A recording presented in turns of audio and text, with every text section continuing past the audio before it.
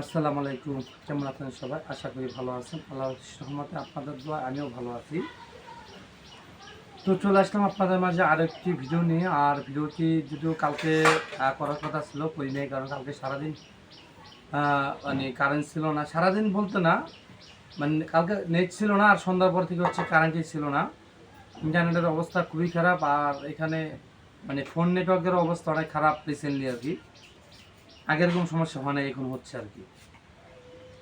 তো যাই হোক, আমি যেই কথা বলতে আসছি আপনাদের মাঝে, প্রথম কথা হলো, আমাকে মানুষ হচ্ছে চামচা বলতেছে। আমি নাকি চামচা। হ্যাঁ, চামচা আমি করি। এখন আমার কথা হচ্ছে, আমি চামচামিটা যে কোথায় যে করি, এটা আমি আসলে খুঁজে পাই নাই কেন।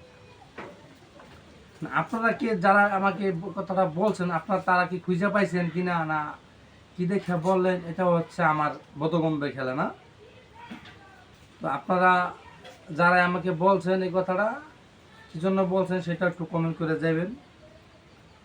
আর প্রধান কথা হচ্ছে, আমি হচ্ছে বাড়িতে বেকার, কারণ আমি হচ্ছে একটা ভাড়া গাড়ি চালাই। সেই গাড়িটার হচ্ছে ব্যাটারি গেছে।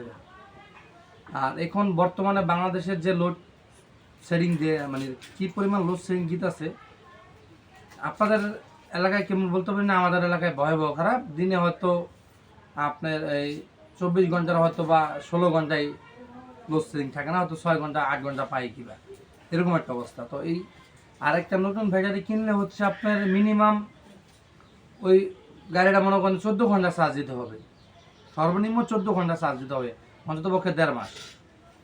তো এই যদি 1.5 মাস যদি 14 ঘন্টা করে চার্জ না দেয়, তাহলে সেই ব্যাটারিটা হচ্ছে হয়তো 2-1 মাসের ভিতরে মনে করেন ব্যাটারিটা নষ্ট হয়ে যাবে। তো এক সেট ব্যাটারির দাম হচ্ছে 70 থেকে 85 হাজার টাকা টুরি, এর মধ্যে আর কি।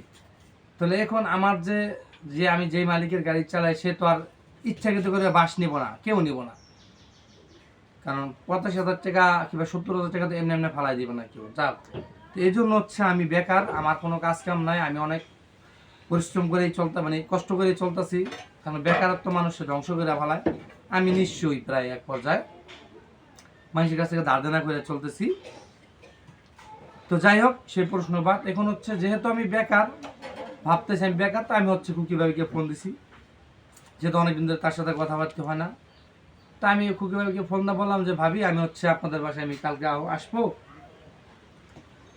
কয় কালকে বিক্রির লেগে, তাহলে আজকে আয়। আমি বললাম আজকে কি লেগে, আমি একটু ঘর ভাঙতেছি। আজকে কয় তারিখ আপনার ঘর ভাঙতেছেন? যে কয় তারিখ হোক, ওই রুম খালি, আর আমরা হচ্ছে এখান থেকে যেহেতু আগে ভাগে যে আমি ওখানে যে সেটেল হই। আমি কথা ঠিক আছে, তাহলে আমি আসতেছি। আর যাওয়ার মূল উদ্দেশ্য হচ্ছে, আমি ভাবের জন্য হচ্ছে আমার মা আচার বানাইছিল, আচার নিয়ে গেছি। এরপর হচ্ছে এই আমার বড় ভাই তাকে দেওয়ার জন্য একটা 3 পিস লেগে গেছে, 3 পিস কিনে আনছে। সে তার টাকা দিতে পারেনি, কারণ সে হচ্ছে ওই জামাই বাজারের আগের দিনই সে চলে গেছে। জামাই বাজার যখন করছে, তখন সে আমাদের বাড়িতে ছিল না। তাকে ফোন দেওয়া হয়েছিল, সে আসতে পারেনি, কারণ তার হচ্ছে অন্য অন্য কাজ ছিল।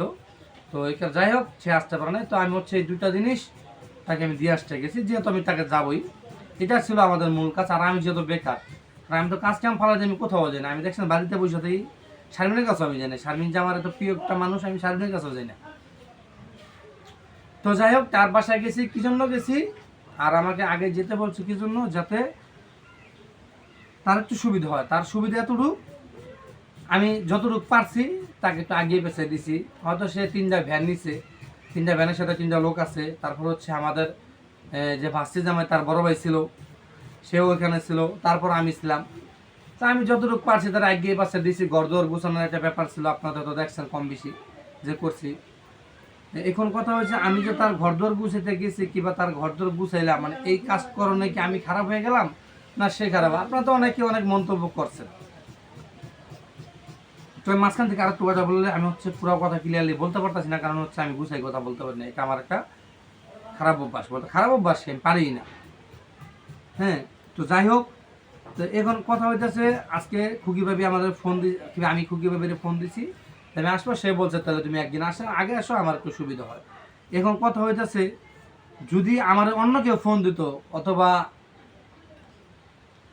সাবিনা, অথবা মিম, কিংবা শারমিন, অথবা বিল্লাল, যদি আমাকে ফোনটা বলতো যে রাসেল আজকে আয় আমি বাসাটা চেঞ্জ করব, তাহলে আমি সেই ক্ষেত্রে যাইতাম না? আমি অবশ্যই যেতাম, 100% আমি যেতাম। এখন আরেকটা সমস্যা হয়েছে যে এই যে তাদের ভিতরে একটা ঠোনাঠুনি বেজে রয়েছে, দুই পক্ষ রেষারেষি করতেছে। এখন আমরা হচ্ছে ফুফাতো ভাই, আর উনি হচ্ছে আমার মামতো ভাইয়ের বউ। এখন তারা হচ্ছে ঝগড়া বিবাদ করছে। এখন তারা ঝগড়া বিবাদ করছে, আমার কি উচিত যে না আমি এই আমার মামতো বোনকে পক্ষ হলে আমি আমার ভাবির সাথে কথা বলবো না? এটা কি আমার পক্ষে সম্ভব? না আমার পক্ষে এটা সম্ভব যে এই আমি খুকি বেবির পক্ষ হলে আমি আমার মামতো বোনের সাথে কথা বলবো না?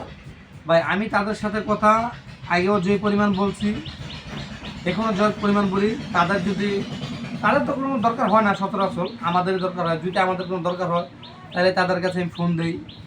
হ্যাঁ, তো আগে যেমন ছিল এখনও তেমনই আছে, ঠিক আছে? তাদের প্রয়োজন নয় তারা ফোন দেয় না, আমাদেরও প্রয়োজন পড়ে না, আমিও ফোন দিই না।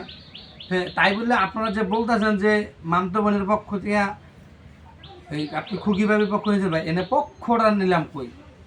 আমি ধরেন পক্ষ কিছু দেখতেছি না ভাই, তাদের প্রয়োজন পড়ে না, তারা আমাকে ডাকে না, ঠিক আছে? হয়তো তারাও আমাকে, সেও আমাকে ডাকে নাই, জাস্ট আমি ফোন দেওয়ার পরে না ব্যাকে বলে মিল্লা গেছে। এই কাজটা করণে আপনারা আমাকে যেই পরিমাণ, সবাই না, কথাগুলো বুঝছেন, সবাই না কিন্তু মানে হাতের গোনা দুই একজন। তো আমার কথা হলো এখানে আমি দুই পক্ষে যাব কেন? আমার তো দুই পক্ষে যাওয়ার কোনো রিজন নাই, কোনো কারণ নেই আমার দুই পক্ষে যাওয়ার। আমি জাস্ট তার সাথে গেছি, তার একটু উপকার হয়েছে গেছি। যদি আমাকে তারা কখনো ফোন দেয়, আমি তারপর যাবো। একটা কথা আছে, খুকি ভাবি আবার আমি